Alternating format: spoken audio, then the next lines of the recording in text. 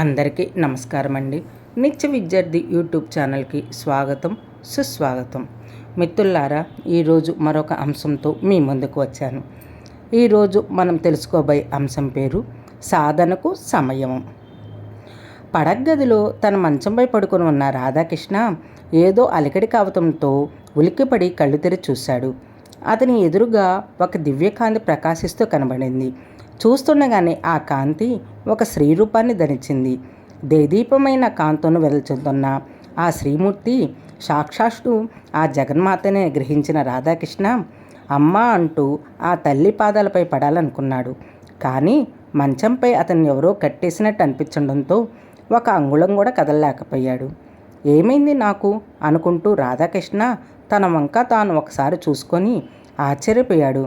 అతని శరీరం బక్కచిక్కిపోయి చర్మం ముడతలు పడిపోయింది. లేచేందుకు ఏమాత్రం ఓపిక తనలో మిగల్లేదని, తన అంత్యకాలం శ్రమించిందని అర్థం చేసుకున్న రాధాకృష్ణ ఆ పరమేశ్వర వంక చూస్తూ, తల్లి, నన్ను నువ్వే కాపాడాలి, నాకు నీ వద్దకు రావాలనుంది అన్నాడు. అవునా కుమారా, నాకు నిన్ను నాతో తీసుకువెళ్ళనుంది. కానీ నువ్వు ఈ జన్మలో చేసిన పుణ్యము అందుకు సరిపోయట్లేదు. అదే నా బాధ అంది జగన్మాత విచారంగా.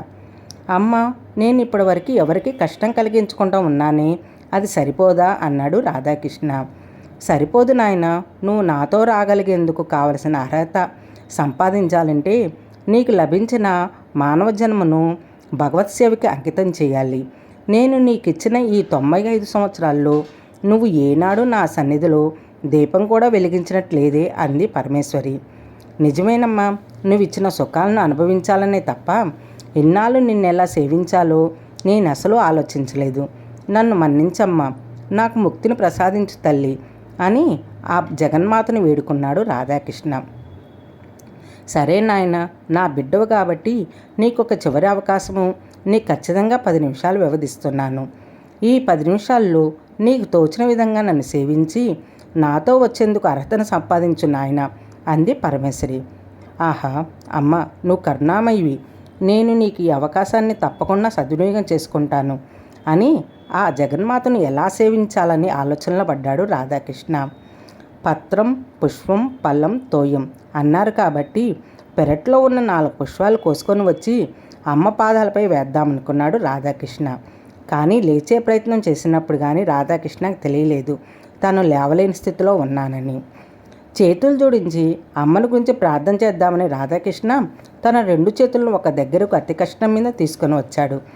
నరాల బలహీనత వల్ల చేతులు వణికిపోయాయి. 2 నిమిషాలన్న నమస్కార ముద్రను వేయలేకపోయాడు. తనకు తెలిసిన పాటను సంగీత సేవగా భావిస్తూ శ్రావ్యంగా పాడదామని రాధాకృష్ణ అనుకున్నాడు. కానీ వృద్ధాపం వల్ల గొంతుల కఫం అడ్డుపడి పాడలేకపోయాడు. ఇంక నా వల్ల కాదమ్మా, నువ్వే దారి చూపించు అని ఆ అమ్మ వంక దీనంగా చూశాడు రాధాకృష్ణ. అయ్యో నాయనా, నువ్వు పడుతున్న అవస్థను చూడలేకపోతున్నాను. పోనీ నీకు వచ్చిన సూత్రంతో నన్ను స్తుతించు అంది జగజ్జనని. అలాగేనమ్మా అంటూ రాధాకృష్ణ తాను చిన్నప్పటి నుండి విన్న శ్లోకాలు ఒకటి టకటకా చెప్పేశాడు. కానీ అతని పళ్ళన్నీ ఊడిపోవటం వల్ల ఆ శ్లోకంలో చాలా పదాలు స్పష్టంగా పలకలేకపోయాడు. అందువల్ల కొన్ని పదాలు అర్థాలు కూడా మారిపోయాయి. పోనీలైనాయనా, నన్ను చూసి నా రూపాన్ని వర్ణించు, తృప్తి చెందానంది ఆ జగన్మాత. రాధాకృష్ణ వయసు వల్ల చూపు బాగా మందగిచ్చింది. తన కళ్ళను ఎంత చిట్లించి చూసినా ఆ అమ్మ రూపం స్పష్టంగా కనబడలేదు.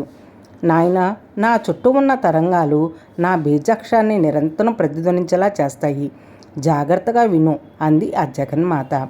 రాధాకృష్ణ తన 70వ ఏటని వినికిడి శక్తిని కోల్పోవడంతో చెవులు ఎక్కించి విన్నప్పటికీ తనకి ఎటువంటి శబ్దం వినబడలేదు. అమ్మ, ఇప్పుడు ఏం చేయమంటావు అన్నట్టు అమ్మ వంక చూశాడు రాధాకృష్ణ. ఇంకా ఆఖరి ప్రయత్నంగా నీ మనసును ఒక 2 నిమిషాల పైన నాపై లగ్నం చేయనాయన అంది ఆ జగన్మాత. 2 నిమిషాలు ప్రయత్నించిన తర్వాత కూడా మహనీయులకు సైతం మనసును ఏకాగ్రత చిత్రంతో నీపై నిలపడం సాధ్యం కాదే.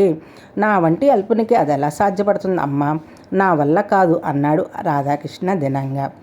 జగన్మాత రాధాకృష్ణకి ఇచ్చిన 10 నిమిషాల గడువు ముగిసింది.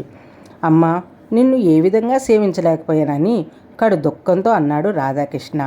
పశ్చాత్తాపంతో అతని కళ్ళ వెంట నీళ్లు ధారాపాతంగా కారిపోతున్నాయి. ఇదంతా నీ శ్రేయంకుతో నాయన. నువ్వు తరించడానికి మానవ జన్మ లభించిందన్న విషయము నువ్వు విస్మరించావు. నీ పేరు చెప్పినడల్లా నా నామాన్ని స్మరించావు కనుకనే ఈ విధంగానైనా నీకు నా దర్శన భాగ్యం కలిగించింది. భగవత్ విషయాల్ని జీవితం చివరి దశలో తెలుసుకోవచ్చులని చాలామంది అనుకుంటున్నారు. అది అవివేకం నాయన. నీకు మానవ జన్మ లభించిన దగ్గర నుండి ప్రతి నిమిషము అమూల్యమే నాయన. భగవద్భక్తికి బాల్యంలోనే బీజం పడాలి. జీవితం చివరిలో సత్యాన్ని గ్రహించినా చేసేందుకు శరీరం సహకరించబోయే ప్రమాదం ఉంది. అందుకని సమయం విలువ తెలుసుకో, ఇంకనైనా మేలుకో అని చెప్పి ఆ దివ్యకాంతి అంతర్థమైంది. అమ్మ నాకు నువ్వు కావాలని ఏడుస్తూ నేలపై పడ్డాడు రాధాకృష్ణ. అంతలో నాయనా రాధా, నేనేరా మీ అమ్మను, కలేమన్నా కన్నావా? లే నాయన లే అంటూ నిద్రపోతూ మంచపైనున్న కింద పడ్డ రాధాకృష్ణని అతని తల్లి లేవదీసింది. రాధాకృష్ణ కళ్ళు నలుపుకుంటూ తనకొచ్చింది కళ అని తెలిసి ఆశ్చర్యపోయాడు. కళలో జగన్మాత చేసిన బోధను గుర్తు చేసుకుంటే రాధాకృష్ణకు తను చేస్తున్న తప్పులన్నీ తెలియవచ్చాయి. తనను పాతకాలం నాటి పేరు పెట్టినందుకు పెద్దల్ని రోజు నిందించే సందర్భాలు గుర్తుకొచ్చాయి. రోజు ఇంట్లో పెద్దవాళ్ళు వెంటబడితే కానీ స్నానం చేయని రాధాకృష్ణ ఆ రోజు పూర్తిగా తెల్లవారకు ఉనిపై స్నానం చేసి ఇంట్లో దేవుని మందిరం ముందు దగ్గరికి వెళ్ళి భగవంతుని భక్తిగా నమస్కరించి ఆ తర్వాత తన బామ్మ వద్దకు వెళ్ళి, బామ్మ, ప్రతిరోజు నీతో గుడికి రమ్మని నన్ను అడుగుతూ ఉంటావుగా, ఇవాళ నువ్వు గుడికి వెళ్ళేటప్పుడు నీ చెప్పు, నేను కూడా వస్తాను అన్నాడు రాధాకృష్ణ. ఎప్పుడు నేను ఇంకా చిన్నవాడినే, నాకెప్పుడే గుళ్ళు గోపురాలు భగవంతుడి భక్తి ఎందుకు బామ్మ అంటూ చిరాకు పడే తన 12 ఏళ్ల మనవడు రాధాకృష్ణలో అకస్మాత్తుగా వచ్చిన మార్పును చూసి ఆశ్చర్యపోతూ, అమ్మ పరమేశ్వరి, ఇన్నాళ్ళకు నా ప్రార్థన విన్నావా తల్లి అనుకుంటూ ఆనందపడిపోయింది రాధాకృష్ణ బామ్మగారు.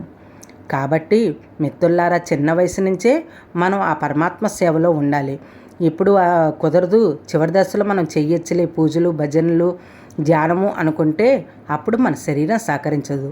కాబట్టి మనకున్న 24 గంటల్లో 1 గంట పాటైనా మన లోపలకు మనం ప్రయాణించి మన లోపల ఉన్న పరమాత్మని మనం సేవించుకోవాలి. అప్పుడే మనకు ముక్తికి మార్గం దొరుకుతుంది మిత్రులారా. ఓకేనండి, మీకు నచ్చింది ఈ విషయం. నచ్చితే వేరే వాళ్ళు కూడా తెలుసుకుంటారు, వాళ్ళకి కూడా షేర్ చేయండి. మరొక అంశంతో మీ ముందుకు వస్తాను. చూస్తూనే ఉండండి నిత్య విద్యార్థి యూట్యూబ్ ఛానల్. థ్యాంక్ యూ మిత్రులారా.